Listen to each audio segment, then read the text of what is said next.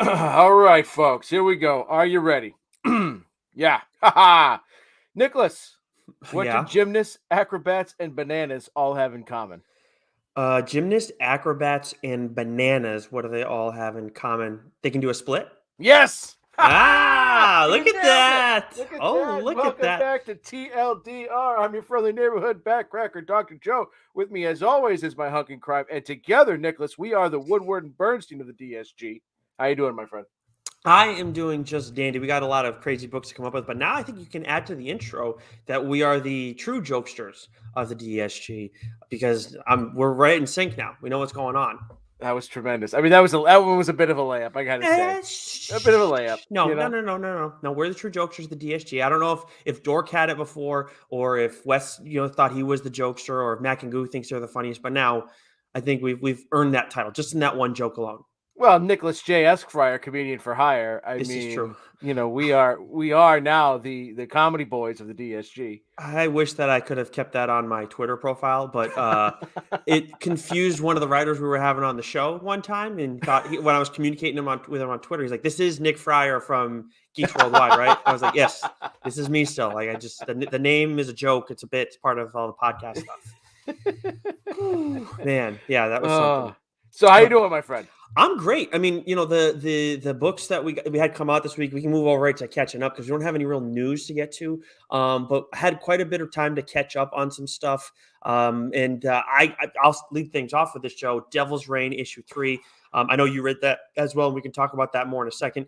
Deathstroke Inc., the latest issue with that, issue 5. Loving that series. All caught up on Wolverine, the main title by Benjamin Percy. I had to read 18 and 19. I've read all the X Lives and Deaths so far of Wolverine 2. And then you talked about Once and Future last week. Issue 24 came out. And I really enjoyed it still. I do understand what you're talking about, like being ahead of the game. I just think you have really good vision for that right now. But you've also been worried about it beforehand. Yeah, it wasn't bad, and I said that, right? It's Right. not that it was a bad book. I enjoyed it very much, but we're starting to get to a point now where it's like, okay, where are we ultimately going with this? Yeah. And whereas, in the past, when we got introduced to a new character, it was like, oh shit, I didn't see that coming. Mm. Now it's expected, and it's almost like, okay, who's it going to be now? Who's it going to be? Like, there's a jump in the shark moment. I don't want to get there. It's close. Yeah, and what's going on with the King Arthurs though? Like that is getting like the point where like so I hear what you're saying, like what's going on, but the way things transpired with King Arthur and the both of them, and like how they're kind of in a holding pattern, they're kind of confused now. I feel like that Gillen is trying to get us in that point, like where now we're like, what's going on, what's going to happen, for an easy shift in the right direction. Because like you had that concern before, and then he went and turned things up a notch, and you're like, this is fine, we can keep going. It doesn't mean I think that we need to necessarily have this series go and be like 3 more arcs, but I think that he's trying to set up something right now for us to be like, oh shit, for like a real oh shit moment, for it to hit us even harder than it might normally. But that could be just me being optimistic, but based on what Gillen's done in the past, that's kind of what I'm led to believe, But anyways, what have you been catching up on? I caught up on a whole ton of stuff. X-Men 7. Most of these books that came out last week that I finally caught up on. Death of Doctor Strange #5. That series was fine. I read it probably longer than I should have. Yeah, I was to be honest with you. It was just like, it was okay. Basilisk #6. That was fucking awesome. 2 Moons 8 and 9. I'm all caught up on that series. I'm really enjoying that. Department of Truth. It continues to be great. It's getting weird. good weird. Yeah. Okay. It's starting to get a little convoluted weird. But weird. It's good. It's good. Okay. Darth Vader 19. Mm-hmm. That series, I mean, I've been loving it. Again, like the events just like kind of slow everything up. Oh yeah, right. And that event just really slowed this title down a bit, but it's picking back up again. Gunslinger Spawn #4. Again, I'm enjoying the hell out of that. But it's probably 3rd on my Spawn tier right now. Yeah, that's. I don't blame anybody for saying that. Like because like with what Sean did on King Spawn, that's clearly #1. The Scorched was awesome. I just I don't know, like that fourth issue of Gunslinger Spawn, though. Can we agree that was the best issue of Gunslinger Spawn yet? Oh well, yeah, that Yeah, was because it was brutal start to finish. yeah, Even though it was pretty much just all dialogue, it was something else. The stuff yeah. that transpired there. Dark Blood #6 that wrapped up. That was the finale. That's been a great series. That's I'll probably talk about that on the show at some point. I Good, really enjoyed that, and it wrapped up. I think really strong. I like how it ended. good. And let's see, Devil's Reign #3, as you talked about. I mean, I'm Yes. fucking loving this, man. Hmm. It's Yeah, just so good. I yeah, just it's awesome. you just seeing Kingpin, just classic Kingpin, 5 steps ahead of everyone. But even now, he's getting played, right? Hmm. Which is great.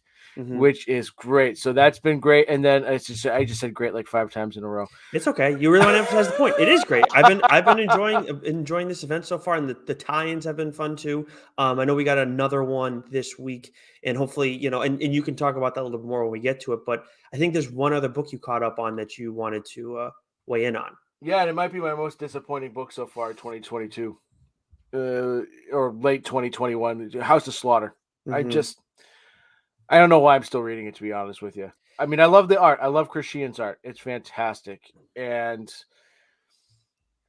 I don't know. Like I'm just looking ahead now to when House of Slaughter. I mean, when Something is Killing the Children, like main title returns, Hmm. because you've taken the most you know interesting, awesome, kick-ass character, and they're just a footnote. Now I know it's not about Erica Slaughter. It's sort of about, but like the main character in this, it's just it's boring, to be Hmm. honest with you. Like this issue, like it had some good things that like kicked the story up a notch a little bit, but like 4 issues, and it's just been like That's just really disappointed. It really, really bums me out.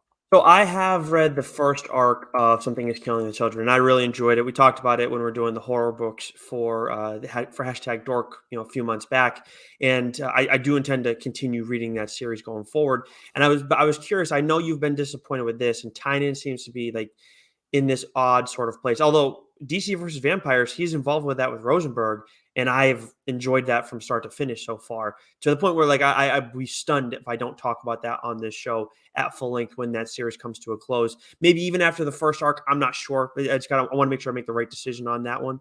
But either way, Department of Truth is one where I feel like you had said, not to the same extent of House of Slaughter, but you had some like concerns about it. Now I'm hearing you say it's convoluted, and it's just like it seems like Tynan's in a weird spot right now. He is. I mean, he's got a lot cooking. He's got a lot cooking, right? And I think with Department of Truth is like the first 10, 12 issues, like we're really going somewhere. And Mm, then, it's just been a lot of exposition the last several, mm, issues. And I think same sort of thing with House of Slaughter. Like that first issue came out, I was really geeked up about it. I was like, okay, I love this. We're really gonna dive into the Order of St. George and the house and like all these different, elements that make up that. And we haven't. We just in this issue got a little bit more, and even then, it was just a small fraction of the book. It's just mm. been a lot of just kind of walking sideways. So it's pacing. The pacing it's totally just gone. Yep. So it's off. See, Well, and no, well, it's more than just the pacing. The pacing is okay. definitely off, but So it's stalling. the storytelling isn't really engaging. Mm, I'm not getting invested in these characters like I'm invested in Erica Slaughter. They're just not as interesting. They're just there's just a lack. It's just missing something. hmm. And then you combine that with just slow pacing. It's just not really clicking. See, and that's why with like so your concerns here, like hear it, and I may or may not have intended about talking about maybe Department of Truth on one of our trade episodes because right that one will be TLDR Well, 60, which at is at the pace we're going, that could be in June. this is true. Yes, yes. We have a lot of other stuff that we've been doing. Yeah, and we're hoping to have other things. We have other things cooking in the background like we always do. But anyways, yeah, that could be a long while before that happens. But like that, where with so there's that. But to bring it back to Once and Future and what's going on with Kieran Gillen and Dan Mora, part of the reason why it's like you are showing some serious foresight where like I might have not noticed that if you hadn't brought it up to me beforehand. Sometimes, I notice it and sometimes I don't. But with that book, it's like, yeah, there does seem like an element of maybe there's some semblance of stalling, but it's still moving at such a rapid pace and you're Yeah. bringing in different stuff and it's still like kind of wild and crazy where it's like, I'm okay right now. It hasn't bothered me. It hasn't gotten to that point with me. I see what you're saying. But like in the past where you had that same issue, it's not hitting me. Whereas this, it's like I can't like necessarily go and say it's the same thing. It's too bad that that's happened because Department of Truth's like that was up for an Eisner and everything like that. What was it Yeah. last year or the year before? Mhm. Last year. Yeah. So for 2020, yeah. So that's too bad. I think the biggest thing with Department of Truth probably right now, the last couple of issues, is probably pacing. It's probably the Mm. best way to describe it. Just again, it feels like it's like, and also too, like the issues haven't been coming. There's been a little bit of time in between issues too. That's I tough. think as well. Yeah, But and that's like when you and with move. that kind of book, it needs to be, Yeah, you know, it's because there's yes, yeah, because it's all about the developments and everything that happened in there, yeah. right? You're not Hmm. not so much the action and whatnot, Right. as much as the art is cool. But there is another book that's been a while since we got to the start of the next arc that we'll talk about, maybe even from Image that we'll talk about in a bit. But we do want to get to what's new, and we're not going to start at Image. We'll start at DC this week. We got Batman 120, Detective Comics 1051. Suicide Squad 12, Justice League Incarnate issue 4, Arkham City The Order of the World issue 5, Joker Presents Puzzle Box 7, World of Krypton 3. All books other than the Batman stuff, not on either our pull list. Of course, you're reading the Batman stuff. And then we have Dark Knights of Steel issue 4, which we have both read. This title just continues to be outstanding. Yeah, we're also 12 minutes into the show. We didn't tell people what we're doing this Oh, episode. that's true. We're doing this. We're doing the February solicit, everybody.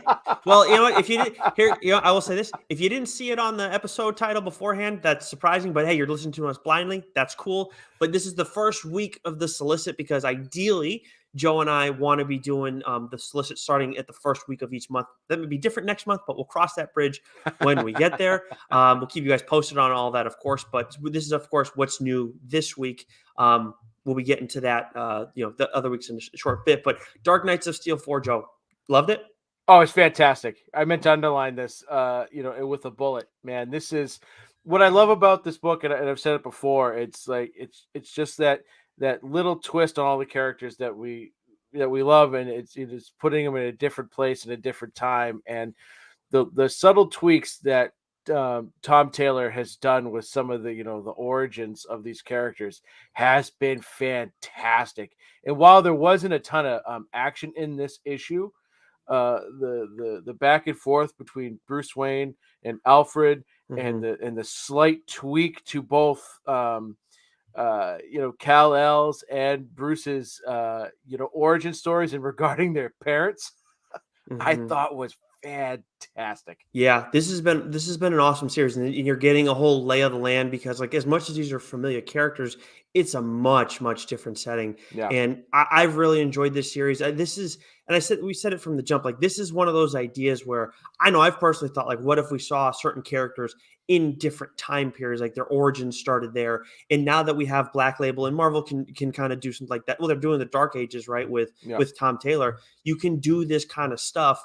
And it doesn't necessarily have to have an impact on everything. You don't have to explain it away to people. It's just like, oh, it's under Black Label. It's fine. Right. Like, it's not a big deal, whatever. And I've really enjoyed this. Like, if you're into medieval stuff and you like in DC's heroes, this is an absolute must read. Tom Taylor's been outstanding on this so far. Yeah, it's a great fantasy story, and I loved I love what he did with one of the characters. I'm not gonna, we're 355 days spoiler free, whatever it might be. Oh, is that what it is? Oh, look at that. Happy 1 year anniversary, Joe. That's right.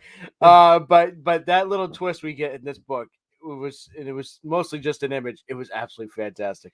And the only first issue we're getting out this week from DC is Monkey Prince issue 1, which Joe and I aren't particularly interested in picking up. I don't know. I haven't done much, research on it, but I feel like this is probably for a younger audience. But either way, it's by Gene Luan Yang. It's DC's newest hero, so maybe seeing this character pop up a bit if there's success in the title. I don't know how many, if it's a limited series or whatever, but anyways, we can move forward to Marvel. Why don't you take us through what came out this week, Joe? So we got some doozies. So Mm. Ben Percy continues to rip it up with X Lives of Wolverine #2. Mm-hmm. Absolutely stellar issue. Daredevil, Woman Without Fear #2. Again, Zdarsky. Fucking loved it. This was an excellent book. X-Men Legends #11. Star Wars Crimson Reign #2. Nick's favorite title going right now, Fantastic Four Life Story issue 6. Shang-Chi #8. Nick's other favorite Marvel title going on right now, The Thing #4. That one actually disappointed me, but go ahead. And then we have Sabertooth #1. Yes. Which, did you read that? Yes, I did. And this Oh, is that by was Victor awesome. Lavalley. Yeah, Lavelle, yeah. Oh, if you want to read the synopsis for the people real quick, just so they got it. Yeah, down in a hole. Sabretooth went into the pit, sentenced to an eternity of torment. Sure, that sounds like hell, but maybe that's where he feels most at home. What's he been doing down there? What secret deal has changed his fate forever? And what if he's not alone? There's serious stuff going on with this Sabertooth stuff. And it's like, but at the same time, it feels like it can be far reaching, like, within the X world, but at Yeah, the same time, it also feels like it's contained. And when you're on that kind of level with a character who has a lot of potential, you're real like you're in the zone. So yeah, this is a really, really good first issue. This is definitely like a 9.5 out of yeah. 10 range. The art on this is awesome too. If you're at all interested in Sabretooth, you can read this without, you don't need to know any of the Wolverine stuff that's going on. Right. This is definitely his own thing, and they kind of catch you up to speed on what led to Sabretooth getting here. Data pages, some of them are, at least the first one's a little important, a little summary. Yep. But I absolutely love this first issue. This was awesome. Yeah, it was tremendous. I enjoyed it very much.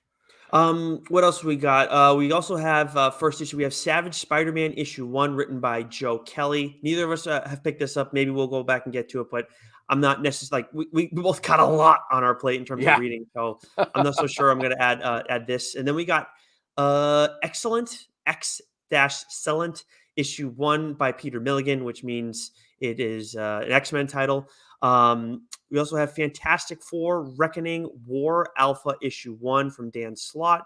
And then Star Wars Galactic Star Cruiser Halcyon. I guess Helicon. Halcyon Legacy #1. It looks like it's Chewbacca, or it's another Wookiee on the Yep. cover. So I don't know who this is for, though. So written by Ethan Sachs. So busy week for Marvel this week. Yeah. Probably busier than them the entire month of February combined for the rest of the way. Yeah, But because there's not a lot of new #1s dropping this month, which was kind of surprising. But yeah. I guess January, February, slow months. Yeah, that could be what it is. From Boom, we have the finale for Buffy #34. Didn't realize this was the finale. We're reading the last Vampire Slayer, but for our guy Ferg from Geeks Worldwide is reading this, and that's the only reason I knew this was the finale. Basilisk issue 7, which you caught up on issue 6. I know Yeah. that. Been really enjoying this series by our guy Cullen Bunn.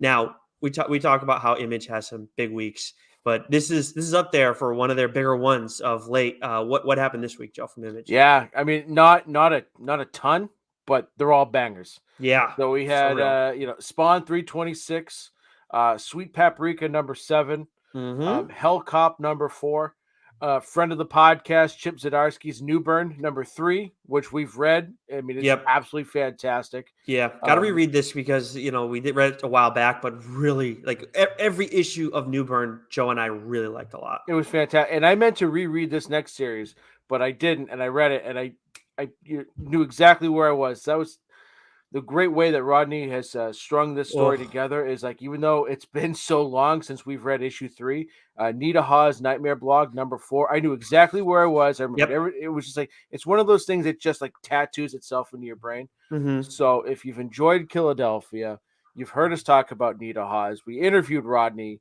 about Nita Hawes. This is a must-read book.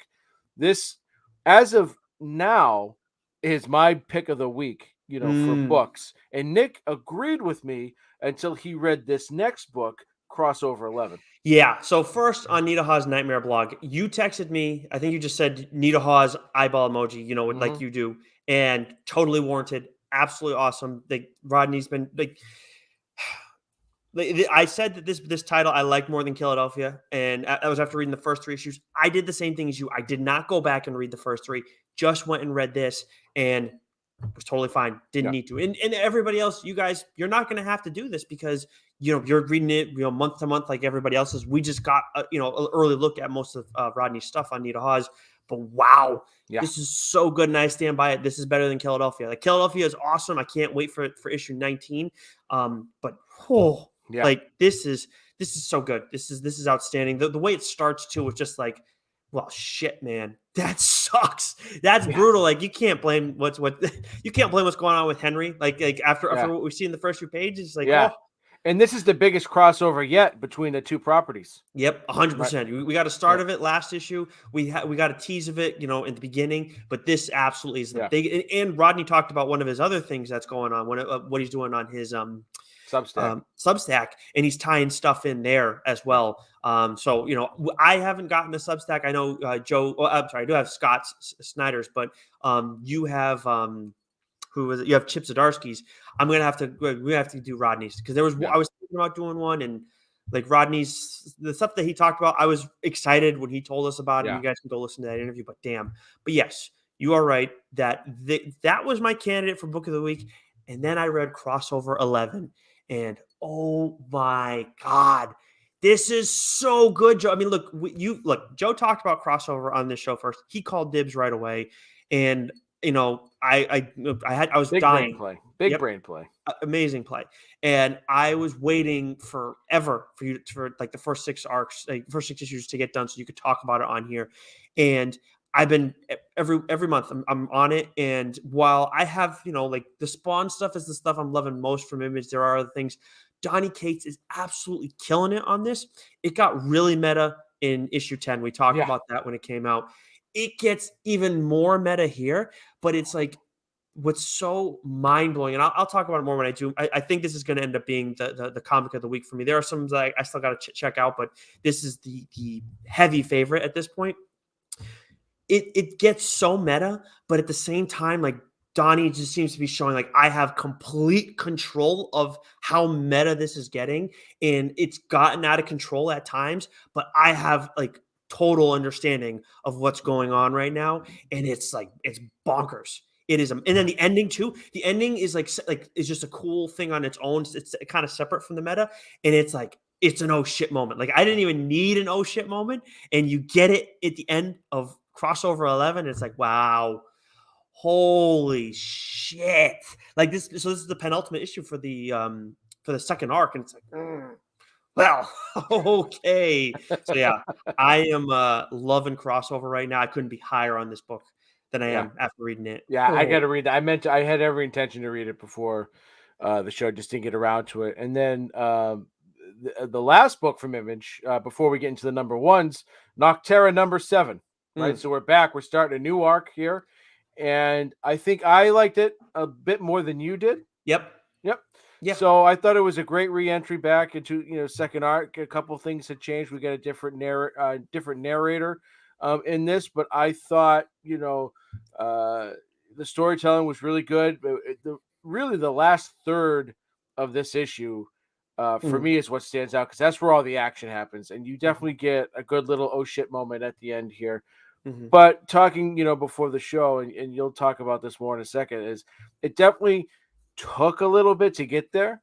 And they definitely made a couple, just some minor changes. Didn't take away from me at all, but it seemed like you had a bit of an issue with it. Yeah, so I would describe this issue as solid. Like I'm gonna review it for Geeks Worldwide. I got to get that up there, and I'm probably gonna give it like an 8 out of 10. It's been like you said before about Nita Hawes for us, where this is our own fault. Like it's been a long time since we read that third issue because we got that early access. Nocterra, it's been a long time for everybody, as much as we did get that Blacktop Bill like one-off. And we get a change in narration, which threw me off a little bit at first, but then it's like, okay. And then it's just, there is a lot of explaining, a lot of narration. We're meeting a lot of new characters at once. and it was just, I guess it felt a little bit overwhelming for me at like early on. And you're right. The ending was really cool. The ending definitely was much needed. And I can look at this issue and say, okay, like this is, we're kind of trying to shift gears for what's going to happen in the second arc and everything. And it just felt like it was a little bit too hard of a reset for me to like to be where you're at. Cause like, it feels like you really like this issue no matter what. Like this is, for me, it's just like, it was good. I wouldn't say it was more than good. Like it's right where it is. And I'm not saying I need this to be at a breakneck speed all the time. I far from it. It's just that it just slowed down a little bit more than I was ready for it to. I guess. Yeah, I mean it slowed down a little bit, but especially how things ended in issue 6, and the journey from this point forward. It's I don't know.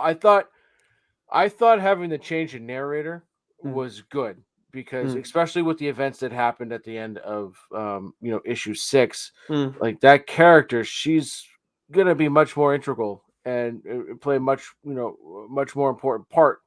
And yeah, maybe the addition of the crew and it spent a little too much time going through each new character.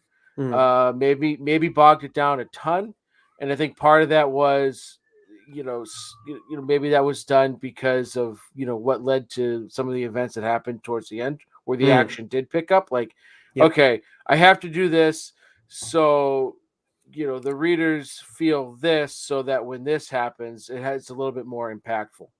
Yeah, And that's a fair so, point. right, so we're dealing with a crew now, and so there's more than just Val and Emery, right? There's a, if you will, a fellowship, right? Mhm. And we have an end game here, so I think this arc is going to be a lot more cat and mouse Mm. versus what we got in that first arc. That's fair. That yeah, that I can see that, and maybe and that would make sense why that Scott kind of had to slow things down. Like I do get the idea. Like it's the first arc. It's kind of like it's like a new first issue in a sense, and especially when you're trying to shift gears so much, it makes sense. I guess it just I wasn't ready for that after the long pause. I think that's kind of what threw me off And to your so point much. too, I get it. Like, starting the second arc, right? We shouldn't need so much, exposition, Mm, right? You should be able to just jump right into it. It's either mhm, going to pick up right where the last issue picked up from, I should say, mhm. or we're going to flash forward, in which case a simple dialogue box of 6 months later, Yeah. 1 year later, right? We as readers already know where the story is. We're already Hmm. hooked. We're already buying it. So we Hmm. we don't we don't need that. Here's what happened kind of thing, right? That Yeah.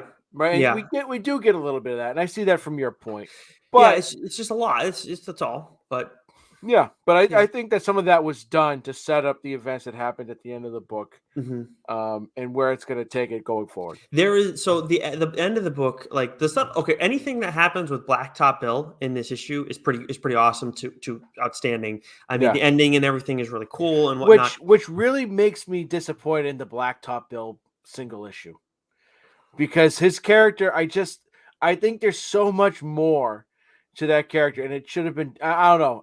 That Hmm. issue was a letdown for me. I know you liked it a lot more than I did, Yeah. and I like Yeah. this issue a lot more than you did. That's funny how So it's flip flop. funny, Yeah. right? So I think it's how we sort of envision and like Blacktop Bill, like just that issue, just and maybe still it's the art that took me out of it a little That bit, art but definitely took you out of it. And look, that's fair. I mean, it definitely threw me off at first, but then I just kept going with the story. It's like I love the story. It doesn't matter. there's so He's much more to that character that we could have gotten in that single issue, and I felt like we got more about that character in this issue, in the few just the hmm, minute pages that we got, than we did in that issue.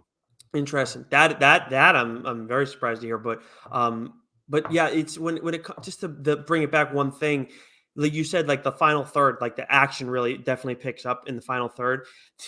What happens with there's like a few characters that like that aside from Blacktop Bill, something happens with a couple new characters that we meet, and it's like, oh, Huh? all All right, right, all we're right, not wasting any time here. all right, Okay. yeah. So like yeah, the final third was really awesome, and you don't need to have a book be at break. Not all books need to be at a fast moving pace. I don't not want narration. I mean, Devil's Reign, of course. Well, is Devil's Reign? No, it's not the one I'm thinking of. Oh, Wolverine stuff that has a ton of narration in it. Yeah. Sabertooth has it too. So like I'm totally fine with that. It's just that it's just a little bit much, a little bit of like a hard reset that kind of I wasn't ready for. But I get that. as for the first issues from this week from Image Joe, what do we got? New Masters number one, written by Shubo Coker.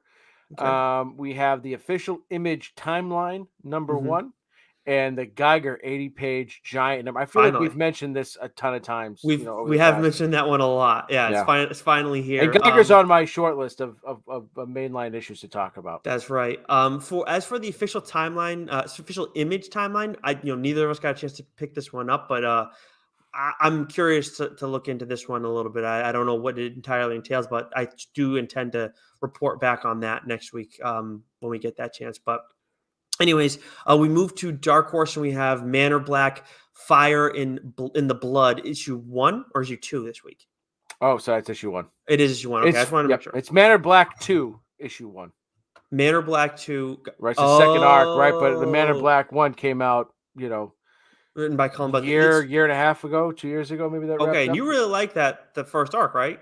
I loved it, and after reading this, I was like, shit, I should go back and reread the first arc.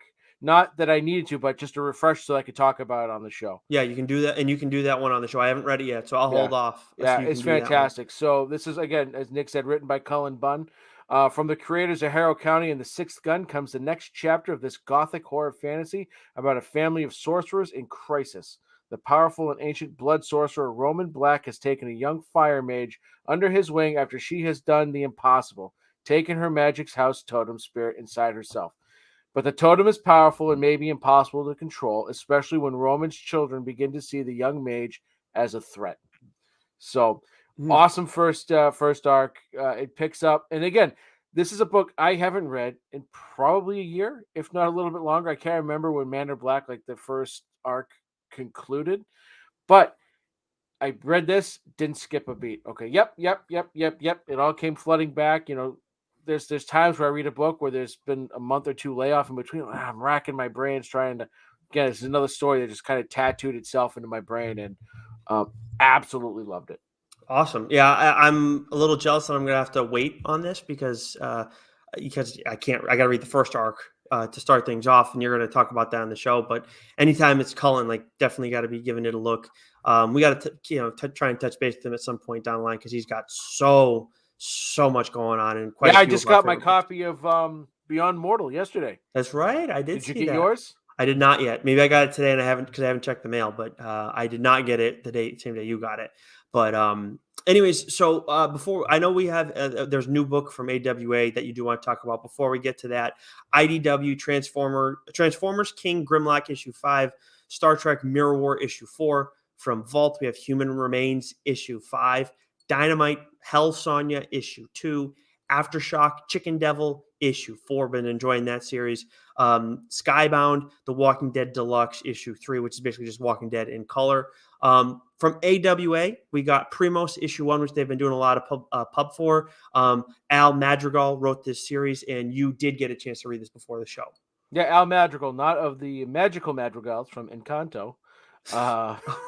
I've been told I have to watch that, so yep. You got my apologies. It's this soundtrack is on repeat in this house. We don't talk about Bruno Does Slap though. That's a hell of a song. Anyways, Primos number 1. So I read this book. I'm in the process of finishing up my review for Geeks Worldwide. Centuries ago, 2 Mayan brothers constructed a spacecraft that sent them hurtling into outer space, returned to Earth only to find their culture and civilization destroyed. One of the brothers vows revenge and seeks to decimate the planet with intergalactic technology gathered on his travels. To prevent this, his sibling creates a contingency plan that activates the world's protectors, descendants of their own family. Now the fate of the planet lies in the hands of 3 cousins scattered throughout Central and North America who have never met. So, a bit like this synopsis, the book itself is a little wordy. It was a good first issue. But as the word of the day today, exposition. There Mm, was a lot of it. yeah. It was a lot of just sort of setting up the world, and I get that. We experienced that a little bit with Ordinary Gods, right? The first issue, Mm, in that there was a lot of world building, not to the same level here with Primos, but there was just a lot of explanation, mm-hmm, and so they kind of bogged the pacing and the issue down a bit. The ending for me is what sold it. The last 2-3 pages, again, like, it did its job. It got its hooks into me. I'm in for the second issue. um we get some good humor in this, like, the art style is kind of very sort of like 90s comic book or late 90s comic booky action. It's the art is solid, and even though, like, the main character Ricky, he's a kind of a wild child teenager. It starts off with him partying, mm-hmm. and and so, like, at first glance you might think, oh, this is maybe intended for a younger audience, but it's not, right? The humor is definitely adult. um you know Not a lot of action in this first issue, but, like, the ending is, for me, is what sort of saves it, and sort of like, okay, I'm Mm, in. I'm gonna read the next issue. And I love that it was Latin culture, Mayan culture. It's great. I think that's one of the things that AWA does really well. They're very diverse, not just like when it comes to cultural aspects of its characters, but also with its storytelling. They get a wide mm, eclectic range of stories, as we've talked about on the show many, many times. So mm-hmm. this was a good first issue, and I'm looking forward to the second one. I will be giving this a look too beforehand Yep. because you're not calling dibs on it, and Nope. I appreciate that. When and you telling me how you felt about it too definitely won me over because I saw the cover and the whole concept and everything. I'm like, okay, this sounds interesting. You definitely different voices and everything. Want to give those things a look when you can. And I saw the art and I'm like, this is clean art on the cover, but Yeah. it just felt like you talked about how you thought maybe the story would be a little bit for kids. I thought the art was like it felt like a little bit kiddie, and then when I go and see the interior art, when we get the review copy, I was like, oh, I don't know if I believe it's the same artist on the cover. And I was like, I actually like the interior art way more than I do the cover. Yeah. Sometimes that happens, but not so much to the point where it's like, oh, I don't like the cover or the cover kind of turns me off and pushes me away. Like that's one of the rare times that it kind of happened. And it's like, oh, the interior art on this is pretty damn cool. I like this. Yeah. Like I So said, it's got that late '90s sort of superhero comic feel to it. You know what I mean? yeah.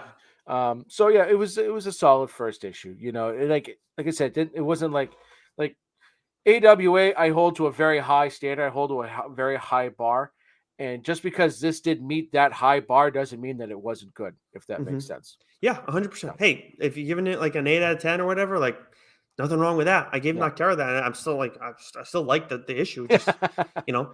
Yep. Anyways, so that is it for what's new, but we continue forward with that as part of our solicit. We move into what's coming out for the week of the 9th of February. Joe, kick us off with Marvel as you always do. All right. So we have this was titled weirdly Amazing Spider-Man number 88 Beyond. So I don't read the Amazing Spider-Man title, but I believe they're about to start a reset, Oh, I with think. John Romita Jr. Yeah, all this Yeah, stuff. Hmm. right. That's what this So that is. comes out the second week of February. Moon Knight number 8, Hmm. which I have to really get cranking on because I am fucking pants tent city for the show. Read the Lemire stuff first, though. Yes, Read yes, the that Lemire is stuff first, that is on my 100%. list. That is the best stuff. There's no question after like that from all the Moon Knight stuff I've done. There is maybe I'll do something on the show at some point with like the Houston stuff. Like there's a lot there too, and I've read all that. That came out before Lemire, and that could kind of be dealing with some similar stuff. I'm not sure. Like again, this got like comicbook.com had this as the comic of the year for 2021, and it's like wasn't even close to being. I love Moon Knight, Yeah, definitely like a top 10 like superhero character, like comic book character for me, and it's like I like what Jed McKay's done, but I don't think it's that groundbreaking. yeah. It, So it, it it probably doesn't even crack top 25. I think we said that last week. yeah, not for either Right. of us. And I know you're going to give it a look, and you should. But still, anyways, I moving said, well, forward. yeah, fuck. All right. Devil's Reign number 4, Venom number 5, Darth Vader number 20, X Deaths of Wolverine number 2. I still haven't read the first one because you told me I had to read Inferno, and I got Hmm. about 4 pages into Inferno, and I said I can't fucking read this shit. I cannot read Hickman's X-Men. That's I just can't do it. I gotta say, you are absolutely in the minority on this one. Like I am. I just I was like, and maybe it's because I was, I was tired and cranky. I'm just like, I can't do it. It doesn't pull me in. I can't. I put it down. It's the I first like X-Men Inferno. book I've put down since since I got back on the bandwagon there. So I'm just gonna say fuck it. I'm just gonna read Daredevil Wolverine #1 without reading Inferno, and I'm just gonna go with it. So I'll pick it up. So I'll have to tell you what's going on. Okay, I'll figure it out, Nicholas. I'm not a dum. Okay. Well, that's to be debated. However, yeah. Well, I didn't want to say that. You said it though, not me. So okay. Hey, Lou, we got a surprise guest today. Yeah. Oh, you can. Yeah, I thought I muted it. Yeah, you were not. You were not muted. Not muted. You were not muted. We have Ben Reilly, Spider-Man #2. Hawkeye, Kate Bishop #4. Star Wars High Republic Trail of Shadows #5. Devil's Reign Villains for Hire #2. And then we have a couple of #1s. This one kind of looks interesting, but I'm not sure, Nicholas. Secret X-Men #1, written by Teenie Howard. It's the X-Men, where the Shi'ar Empire faces an unexpected threat. They must call upon the X-Men. Team co-captain Sunspot and Cannibal must lead Marrow, Temple, Forge, Banshee, Strong Guy, Armor, and Boom Boom on a secret mission to save Empress Xandra. I feel like this may be for a younger audience. I'm not 100% sure. Yeah, I think so. I mean, look, Boom Boom actually is a pretty cool character. In like, I think Sunspot's pretty cool, Forge, but like Cannonball being that prominent, whatever. I like Armor, Banshee, Strong Guy, So like, this isn't something for me that's a must read. There's, we got other X-Men stuff that's coming. I mean, the Kieran Gillen stuff is going to be pretty cool, and the stuff that's supposed to involve Gambit with I believe Psylocke. I forget what title that is, but I'm very interested in that stuff. So for this, it's like, okay, probably gonna be a pass for me. But we have one more, I think. Yep, Maestro World War M #1, written by Peter David. Wow. Maybe. I don't know. I mean, this one just doesn't strike me as one that is, hot off the presses. But the final chapter, this is the other thing. It's the final chapter of the Maestro trilogy. So I haven't read any of that. So I'd probably be lost. But it looks like we got some Doctor Doom and AIM stuff. So if you've been reading the Maestro trilogy, this is the conclusion. So this book is probably for you. So it's probably going to be a no for me. But if, like you said, if you've been following that along, probably going to be a must read. From DC Comics, next week we got Detective 10/52, Batcat 10, Superman Son of Kal-El issue 8, Joker 12. That's the final issue of Joker, right? If I'm not mistaken. It might be Tynan's final issue of Joker. Oh, okay. I thought it was coming to an end. I thought it was limited. Never mind. Anyways, Batman Urban Legends issue 12, which actually our pal friend of the show, Rich Keefe, we had on for the Saga special, read that first arc with the Red Hood and Red Hood and Grifter, and I think he liked the start of Red Hood at least. I don't know how far he's gotten, but anyways, Batgirls issue 3, Harley Quinn Eat Bang Kill Tour issue 6. I actually met somebody who, in the course of work and whatever, who's reading this, loves the show too, which I do love the show. I haven't got a chance to read this yet, but they said if you like the show, you will like this series. So good endorsement. I Am Batman issue 6, Future State Gotham 10, Pennyworth, the final issue of that, which you're going to do on the show. We'll see. I mean, I've been enjoying it. Just because I really like a book doesn't always necessarily mean I'm gonna, talk about it on the show. But I've been enjoying the hell of it, and I can't wait to see how it wraps up. Okay. Then we got Suicide Squad Blaze issue 1 by Cy Spurrier. I don't know what happened to that Suicide Squad story with Jason Todd. I guess that one's over or done, or like it's been. What was it? It was Suicide Squad. Is another Joker thing? Yeah, I feel like we only got 2 issues. It was supposed to be more than 2 issues. Yeah, that's all we got so far, right? So yeah, so I wonder what happened there. I have to look into it, but anything Cy Spurrier, I'm pretty interested in. We're going to be dealing with Harley Quinn, Peacemaker, Captain Boomerang, and King Shark. So I might give this a little bit of I might give it a shot. We got Strange Love Adventures issue 1, written by quite a few different people. Justice League Annual issue 1. There's some stuff that's going to be happening with Justice League. May need to pay attention to that. Well, One yeah, of the us. Justice League dies, right? I mean, Yes. that's going to be something else. Yes, it's definitely a lot, but no first issues from Image that week. But what do we got from them? Radiant Black 12, Mm, The Scorched number 2, mm. King of Spies number 3, tremendous Oof, series, oof. and Oh, Eighth Blood, Eighth Block 16. Now, you said there wasn't a lot of news this week, but in sort of overall, there was a lot of Radiant Black news that was sort of dropped over the past week or so, where this universe is expanding, oh yeah. Nicholas, and it's expanding in a big way, and it makes me think back to when we talked to Kyle Higgins, Mm, a little while back, and we've got a couple of books that we're going to talk about that are dropping this month that are hmm. part of that Radiant Black universe, and I got to tell you, man, I am here for it Yeah. because, like, I remember when I read that first issue, I said, "Yep, boom, Hmm. called dibs. I'm doing it." Talked about it as soon as I could, mostly because you were bitching at me because you wanted to read it. Uh, Maybe that may be the case. I'm not sure. Sometimes that uh, happens. Hey, you know when to call dibs sometimes, and or maybe it's just because you sometimes take your sweet ass time with that stuff, and I want to, and I get upset. It could be one or the other. I'm not sure. Who am I to say? But also from Image, of course, Skybound is its own thing, but still part of Image. We got Redneck issue 32 coming out the week of the 9th. But I'm with you. I'm excited for this everything yeah, that's going on with give me Radiant everything Black. because it's really turned into something. It really has, and Yeah. it's again, it's got that Power Rangers sort of vibe to it, where this is an entire universe now, where Mm. there's limitless possibilities with it. And it seems like a lot of people are trying to, like, AWA's talked about it when we had Axel on a little, like, around a year ago, and we see it with other places too, where like they're trying to build their own universe, trying to do what like Marvel and DC have done, but do it for this age and this era, I should say. And for Image, like they can't go and make anybody do it necessarily, but when we know that Kyle Higgins is doing it, and then him and Ryan Parrott are friends, as you know we talked about when we had Kyle on, and B, they have worked together in the past and done so successfully with Yeah, Shattered Grid. I talked about on the show and is outstanding.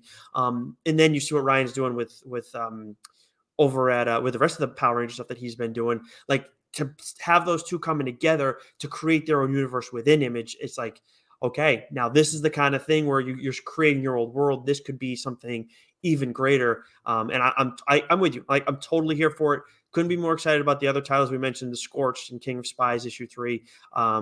I mean, and both. there's great TV potential for Radiant Black. Yeah, that's Right? 100% has to. Well, you could do movie like it.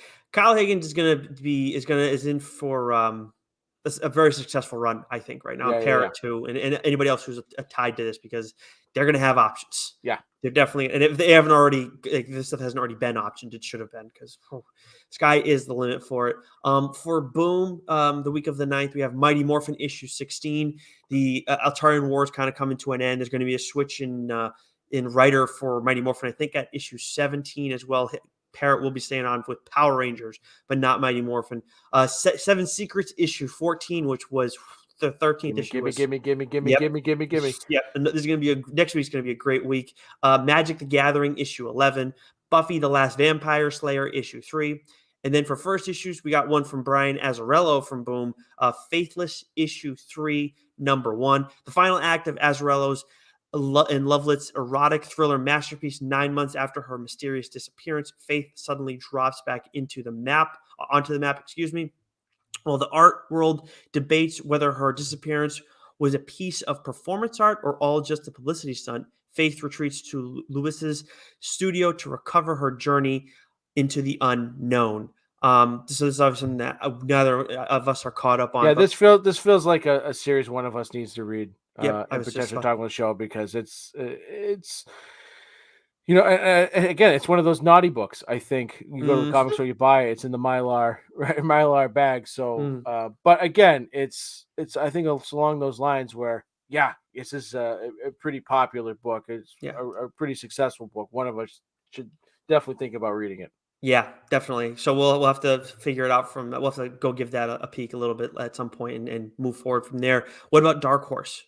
We have Last Flight Out number 4, which has been a great series. Apache Delivery Service number 2. Daisy number 3. And then for number 1s, we have Neil Gaiman's North Yep, you got Norse it. Yeah, there you go. Mythology 3, issue 1. Ta ta It ta ta today, Junior. it is Northern Europe, so like you're kind of close, but Yeah. uh, And so that's just more Gaiman just sort of taking that Norse mythology and throwing it into comic book form. And then we have Hellboy in the BRPD 1959 or 57 or whatever, number 1. yeah, I'm looking. I'm the resident Hellboy guy, and I'm behind so much on Hellboy right It now. feels like there's a new Hellboy title every week Yeah, and I or don't every month. and It's I like don't too much. mind like it is, but they're all like little like short stories. So Yeah. I'm totally in on doing that kind of stuff for this character because he's a legacy character, kind of like what we're getting with Black, White, and Blood. But I think there was just like a pause for me, and there was a pause on the title where things got a little confusing. So I've just missed out on a lot with Hellboy in of recent. So it's kind of frustrating. I would like to go back to the character, but there's just so much other really good stuff out there where it's like if you fall by the wayside or you're gone for a bit, unless you're one of those top number one books for me, same thing with you, right? Yeah. It gets lost in the pile. But anyways, I'll move quickly through these last others. We have Star Wars Adventures issue 14 from IDW to kick off that title for the week of the 9th. TMNT Best of Jenica, which we've only gotten so much of Jenica, so not sure if I'm going to be picking that up. Yeah, My it's Little just Pony, everything she's done. yeah, My Little Pony Generations issue 5, which I'm expecting a report back from Violet at some point. And then for first issues, we got Rick and Morty versus D&D, the Meeseeks Adventures issue 1 by Jim Zub. Not sure about that, but like I'm not a Rick and Morty guy or Dungeons and Dragons. So if you're into either of those, though, I mean, I love Rick and Morty. I'm not reading Rick and Morty comics though. okay, well, all right. From AW, we got The Fourth Man issue 2, which we are both reading. Really enjoyed the first issue. Hotel issue 3. Issue 2 was the one issue that we've had from this title that we were both like, eh. So Yeah. really hoping for a strong bounce back. Titan, Blade Runner 2029 continues for you. Vault, we're getting the second issue of Radio Apocalypse finally. It's been a while since we read that 1st issue. And then Aftershock, I read the first issue of Bylines and Blood, thought it was solid. Gonna give the second one a read. Definitely needs to knock my socks off, or at least be better than the last issue for me to stick on with this title. We move to the week of the 16th, though, Joe, and again, you kick us off with Marvel. All right. So, fairly light week for them in terms of continuing books. We have X-Men number 8, Dark Ages number 5, Hulk number 4. I mean, they're all bangers. Hulk number 4, X Lives of Wolverine number 3, Black Widow 14, Elektra, Black, White, and Blood number 2, and King Conan number 3. So, though, I mean, I haven't read King Conan yet. I plan on it. That's right. Yeah. I haven't read Elektra or Black Widow, but I'm telling you, X-Men, Dark Ages, Hulk, X Lives. Oh man, that's a murderer's row for Marvel. Right. The Elektra one was good. I think I read when we talked about the first one. I read the first story and then I went back and finished the rest of it because it's like 3 per for most of these, if not all of the Black, White, and Bloods. But yeah, I enjoyed that first one, so I'm definitely reading the second one of that. And then we have a couple of number 1s here. We have Marvel Voices Legacy number 1, Victor LaValle, Cody Ziegler, and L. So this is another. They've been doing these. Marvel Voices books, and they're all, I don't know.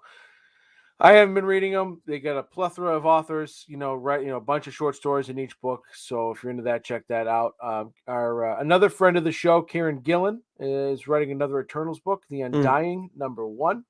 And then Nicholas, you seem to be interested in this one, Iron Fist number 1 by Alyssa Wong. We got a new Iron Fist in play, so I'm thinking about giving this a shot. Who is this new Iron Fist? After giving up his power to save this world, Danny Rand believes he's seen the last of the Iron Fist. But when demons begin to attack cities around the world, a mysterious newcomer in a familiar mask appears.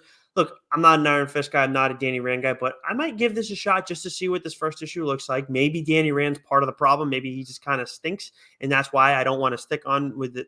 Nobody really wants to read the character 100% more. He stinks. So I'm willing to give this a look at least, but I'm by no means committing to this. One thing I do want to say, like, I tried reading Kieran Gillen's first like Eternals title. He's done a bunch of different stuff with those characters. Clearly, he's been successful because they're sticking him with this. I just couldn't get into those characters, but I'm wondering if maybe at some point, maybe you want to go back and check it out because I'm just like, if he's doing so much, and then we're getting like teases about there being Eternals versus X-Men stuff coming up, where the X-Men are like deviants, like which we learned about in the movie. I mean, that sounds pretty interesting. So I'm not sure, but it's I'm not sure why the Eternal stuff. I guess just that the characters, I just don't care about them enough, and because it's not Kieran's writing. We love pretty much we read from Kieran. So, but anyways, we move forward to DC, who does not have any first issues coming out this week from based on what we saw from our research. We do get Detective Comics 1053 on the week of the 16th, Nightwing 89, which we've been enjoying, Justice League 72, and then Batman, the Night issue 2, really good first issue from Chip Zdarsky. High hopes for the second one. What about Image? Okay, Image. We have King Spawn number 7. We have Spawn 327. Primordial number 6, which I have to catch up on. I have to read Primordial number 5. The Silver Coin number 9. The Scorch number 3. A Righteous Thirst for Vengeance number 5. Sweet Paprika number 8. Nita Hawes blog number 5. Bolero number 2. A Man Among You number 8. And Deep Beyond number 12, which I believe is the finale. Yeah, so again. Well, I want to say before you say a hell of a week, there are probably some things like having 2 spawns in 1 week. That has happened, I think, but I feel like there's gonna be some adjustments there, based on some of the stuff that I saw just in like two Same thing titles. with Nita Hawes too, right? Yeah, exactly. So I think there might have been a couple hiccups when I was looking through for this week. God damn it, Nicholas! You got one job. Yeah, well, hey, I wish. But then we do have a first issue that I think this is the correct week that it's coming. Actually, no, it has to be coming out this week based on what's coming out the following week. But Supermassive issue 1, Kyle Higgins, Ryan Parrott, and Matt Broom. Take it away, Joseph. Yeah, so we mentioned this earlier with the Radiant Black universe expanding. This is the first spinoff, that we get. And so the superhero crossover event of 2022, spinning out of 2021's hottest new superhero debut, Radiant Black, launches into its first crossover event ever with Image Comics' debut of Inferno Girl Red and the first appearance of Rogue Sun. All right. The future of Image's superhero universe is here. Power Rangers, Shattered Grid, Yeah. I'm fucking pumped and jacked for this book. It should be absolutely fantastic. The cover art for it, the covers looks tremendous. And Higgins and Parrott, they are just an absolute dynamic duo. So I can't wait to see what they've got cooking here. And they went and dominated with Power Rangers, and now they've got their own thing going, man. And I could not be more excited. And Image is clearly all in on this, and as it should be. That's a great sign. That is a great sign. So that means Kyle said like Radiant Black is going to just keep coming out as long as you want it. Like Ordinary Gods, it will have a definitive ending. But Radiant Black's just around as long as he's enjoying it and readers are enjoying it and it's making money. So I mean, this is just going to keep going from here. So could not be more excited for this. We can fly through these other titles before we get to the final week of February. Power Rangers issue 16. That, again, Parrott is still going to be on that title. Angel issue 2. I was going to read the first issue of this.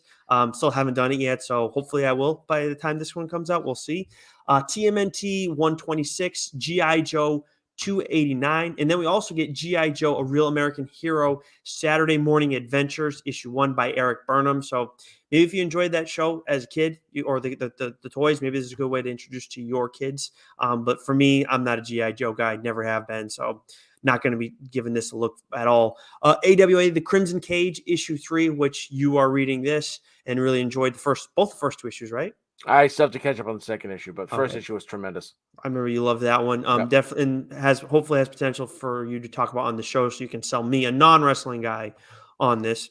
Vault, The Last Book You'll Ever Read, issue 6, and then from Aftershock, Cross to Bear, issue 4. And I did enjoy the first 2 issues of that. So maybe we'll see. That one could be talked about on the show. I got to go back and it's been a while since I read all those because it was kind of a binge for me. But anyways, we move to the last week of February. The Wednesday is going to be the 23rd that week. Start us off with Marvel.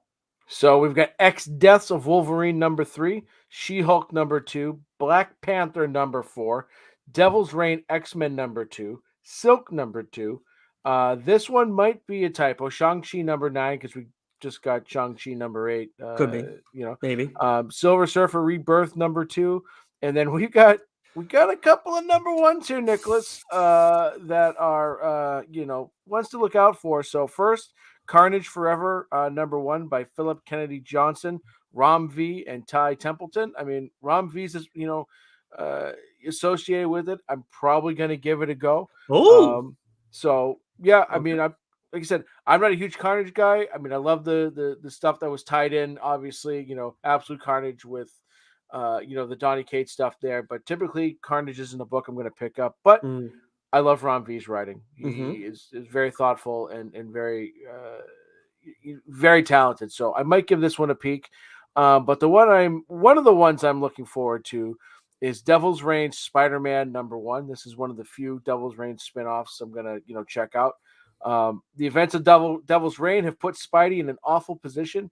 As if that weren't enough, the newly returned Rose has Spidey in his crosshairs and wants to prove that he's better than his dad Kingpin ever was. So I've got some intrigue in this one for sure. Okay, yeah, and I'm probably gonna have to give this one a read too, just because I'm reading as much. The only Devil's Reign stuff I haven't read yet, aside from being behind this week, is the X-Men one. So, and I intend on reading all of it because it's not like this crazy wild like event that's just so far-reaching and messing everything up.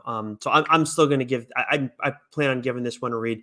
But the one I'm most excited about, Joe, the first issue that's coming out this week, is Ghostwriter issue 1, which is your background this week from our guy Benjamin Percy. Johnny Blaze has the perfect life: a wife and 2 kids, a job at an auto repair shop, and a small town community that supports him. But Johnny isn't doing well. He has nightmares of monsters when he sleeps, and he sees bloody visions when he's awake. This life is beginning to feel like a prison. So Benjamin Percy, look, he is kicking ass with Wolverine. It's awesome. We had him on the show a while back. Go listen to that. Like he's like in tune with that character, and that character. Yeah, it's not necessarily an easy thing to do with Wolverine because of just like how important that character is and getting him right. It's a big deal. People are going to let you know if that's not the case. And he's continuing with that character after X Lives and X Deaths. Ghostwriter is another one that I feel like is a tough character to necessarily get right. Of course, on the big screen, had his issues. But this is a character that like I think has a ton of potential with Johnny Blaze. Robbie Ray is the same capacity too, similar capacity too. Just the idea of the character is cool. The look of the character is cool. So to have but Ghostwriter Johnny Blaze, I know this at least, he's of a similar vein to Wolverine in the sense like he gets dark, he gets gritty, he does shit that other people don't want to do. So you're going to give this character to Benjamin Percy to handle right now. I have the ultimate faith in him to get this right. 100%. Yeah. Excited as hell. So a book maybe we'll talk about more down the line. As we move to DC, we have Detective Comics 1054, which has been was a weekly title. Action Comics 1040. Robin 11, DC versus Vampires 5. Spoke about it earlier. It's been awesome. Human Target 5, which you've been enjoying that from. Who is it again that's writing that? I can't recall. Tom King. I'll tell you once, and I'll tell you more. I enjoy Tom King, Nicholas. Yep. Yeah. Just stay the fuck away from Batman. How many times do I gotta tell you this? I guess probably one more at least. But Task Force Z issue 5, which second issue was better than the first. Still not knocking my socks off, but I'll go back at some point maybe because it's got Red Hood. But a little disappointed. Deathstroke Inc. issue 6, really enjoying that title. Aquaman, Green Arrow, Deep Target issue 5. I still got to read issue 4, but I've enjoyed that. Speaking of Aquaman, we have Aquaman. When a suicide bomber in Middle America is revealed as an Atlantean sleeper agent, seemingly gone rogue, the Aquamen, Arthur Curry, and Jackson Hyde are on the case. But it soon becomes clear that the tragedy was not just a single bad actor, but they're not talking about Jason Momoa, I don't think, when they say that. But the beginnings of a much larger and more dangerous chain reaction. So Put some goddamn respect on Momoa's name, will you? He made me want. He's part of the reason why I would give this a chance, because we have Arthur Curry in it, and I enjoy his portrayal of Arthur Curry because it's a character who normally I don't give a shit about. But Aquaman stinks. yeah, I'll give this a look though. I will give this a look, and I forgot to write down who the writer of this is. But we move forward. What Now, we got? I got one thing to say real quick before we move on. I can't wait for the Batman to come out. I've purposely stopped watching. I'm not watching any more trailers or clips or any of that stuff. I have one fear that Tom King's Batcat, in his run on Batman is going to have influence over like where this story goes. And if that's the case, I'm going to fucking lose it. No. I don't know why. Like that hit me. Like the last time I watched, whatever the first trailer was they dropped, I haven't watched the second one. I was like, oh, they're going to do the Batcat shit. Oh God! If they're pulling from King's Batman here, God. They had a relationship beforehand. They're not. I mean, it doesn't mean they have to pull just because they're doing Batman, Catwoman, love stuff. Doesn't mean that they have to be doing that. That I know. I'm just saying that's my fear. I didn't say it was rational, and I didn't say it was based on anything. I just it hit me like a ton of bricks. Going, oh fuck! I don't want to not like this movie, Nicholas. I really don't. I think you're getting in your own head here. Probably. But I could be wrong. I'm hoping you're wrong. But we move forward. I'm still. I know some of the other guys in DSG are doing the same thing. They're not watching any of the trailers, and I can understand that. But for me, like I'm just not worried about it. I think they have a great feel for this character. But anyways, we move forward to Image for the week of the 23rd. What do we got? We have Saga 56. Mm-hmm. Oh man, their return was so good, Nick. Issue 55 was so freaking good. I mean, I think we talked about in the Saga special. My only fear was after such a long layoff, are they going to be able to still identify with these characters and keep keep the train going, if you will? And man, they did. It was Saga like Saga. That should have been in our catching up. We both read that after last week's episode. Yeah, you didn't even think about that. Yeah, totally forgot. It was just because it was the first thing that we read on New Comic Day because we didn't get. It seems like forever ago. Yeah, and then just as a reminder for people, that may be a reoccurrence for us, unfortunately, on the show because we do the show on Tuesdays, and I don't know if Saga is going to be handing out review copies because they don't need the pub. No, clearly they don't. Yeah. Department of Truth 16, Gunslinger Spawn number 5, Philadelphia making its return, baby. The last week of February, and then we have a couple of number ones here. We've got Rockstar and Soft Boy. Is that the new name of the Mac and Goo program? Oh, maybe. Rockstar and Soft Boy. That's perfect. Yeah, that works. That's perfect. It absolutely sums them up. The listeners can figure out who's who. Yeah. And then we have another book by Cy Spurrier dropping that last week of February. Step by Bloody Step number 1. I was getting confused with the TGIF home run of a show. An armored giant and a helpless child. Together they cross an astonishing world brimming with beasts, bandits, and deadliest by far civilizations. I almost said breasts. And if they stop walking, the earth itself forces them onwards. Why? The child can't ask. This sounds weird, but I'm in. She and her guardian have no language, no memory, nothing except each other. Multiple Eisner Awards, Salisbury, blah, blah, blah, blah, blah, blah. So this one sounds very interesting, and I'm looking forward to that one. Yeah, I'm going to give that one a read, but the one from Image Comics outside of Saga that we are both most excited about is Rogue Sun issue 1. That's coming out the week of the 23rd from Ryan Parrott, and Abel is the artist. And we've seen some of Abel's work on like the comics and the covers, and whoa. Like I love the feel of and we may or may not have gotten advanced copies of this, man. May or may not have, and it's some pretty good stuff. We'll leave it at that, and we'll read the synopsis for you a little bit. Yesterday, New Orleans' greatest hero, Rogue Sun, was murdered. Today, rebellious teenager Dylan Siegel discovers that Rogue Sun was his estranged father, Marcus, and that he's inherited his father's mantle. Tasked with protecting our world from the forces of the supernatural and solving his father's murder, Dylan will be forced to come to terms with the man he spent the majority of his life hating. So I'm in In. on this. The art on this looks 100%. awesome. Ryan Parrott is an outstanding writer. So anytime he's doing something, I'm naturally going to be interested in this. So we don't need to tell you guys any further on that one. But maybe we will at some point down the line. But anyways, from Boom, Joe, we got Berserker 7, your favorite title. Actually, great week for you. Boom, from Boom has Berserker 7 and then House of Slaughter issue 5. Power Rangers Universe issue 3. I was disappointed with the first one. I don't think I'm going to read the second one. Then we have all new Firefly issue 1 from David M. Boer, which I'm not Firefly guy. Are you? I was saying Boo Earns. No, I'm not a Firefly guy. No, I'm a Firefly guy. I love the TV show. I tried reading the comics. It wasn't my cup of tea. Right. That's okay. I remember you saying that. Okay. What do we got from Dark Horse for the week of the 23rd? More Hellboy and the BRPD 1957 Falling Sky #1. I feel like maybe all these little short stories should just be put in one big sort of omnibus and released at once. Seems like maybe the best way to get that across. Maybe. And then just a couple other publishers real quick. We've got IDW, TMNT, The Last Ronin #5, Nicholas. It's only been 5 years. Yep. Unreal. It's been long. The break between last issue of Last Ronin and Saga has felt like the same amount of time. Yeah. Usagi Yojimbo, Lone Goat, and the Kid #2. And then we have a couple #1, Star Trek Klingons #1, and Transformers World End #1. From AWA, we have Out #5 and Telepaths #6. I believe that's the finale of both those series.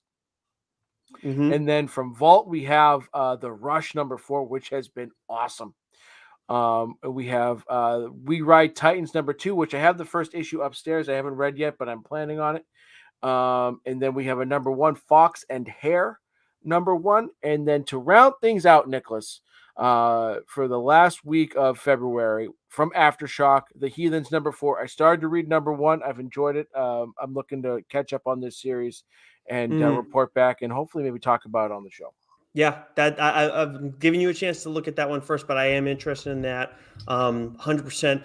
The last thing that I'm actually trying to prepare for on the fly before we get out of here, that is the end of our solicit. But we have the Failed Superheroes Club, which of course is the latest installment, not to be confused with the former publishing title or company that was Adam Lawson's that's now turned into the Gifted Rebels company. This week, Joe, jumping way down from A all the way down to V. They, of course, from pulling all of these from the book, The League of Regrettable Superheroes by John Morris. We're doing Vagabond Prince. This is created by Joe Simon and the legend, Jack Kirby himself. Oh, look at that. Debuted in Black Cat #7 from Harvey Comics in August, September of 1947.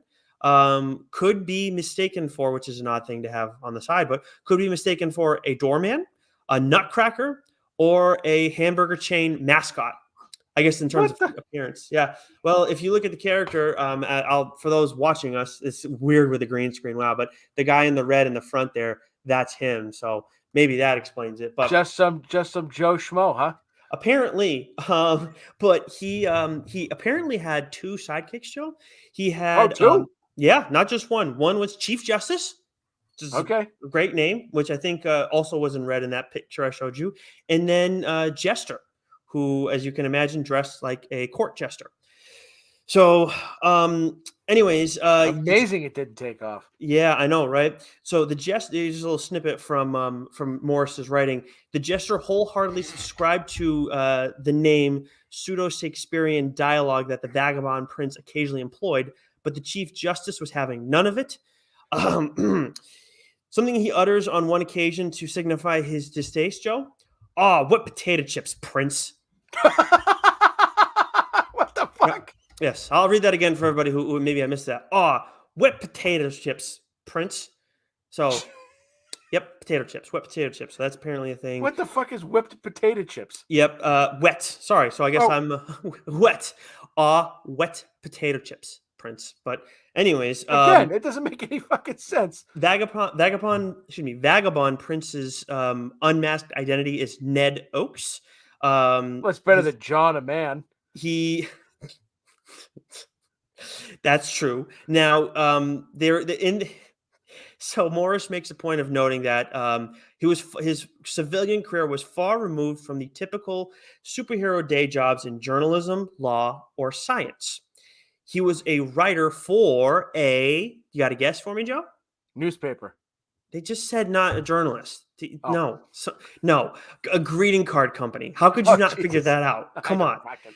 And unlike bored playbys who traipsed along rooftops foiling crime, he lived in a tenement slum. So, yeah, it's kind of wild to think that this character didn't take off, but yeah. So, yes, Vagabond Prince is our pick of the week, pick of the pod, if you will. Tremendous. Yep. To pick of the pod, yeah.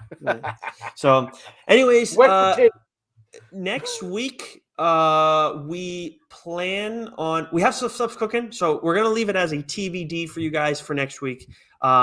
Make sure you guys follow us on Twitter if you haven't already, and on Instagram, because Twitter is where we'll have the updates, but maybe we'll put some up on Instagram too, just so you all are in the know. In case, again, just got things going on behind the scenes, and you guys know we wait until next week's gonna be our Valentine's Day issue, isn't it?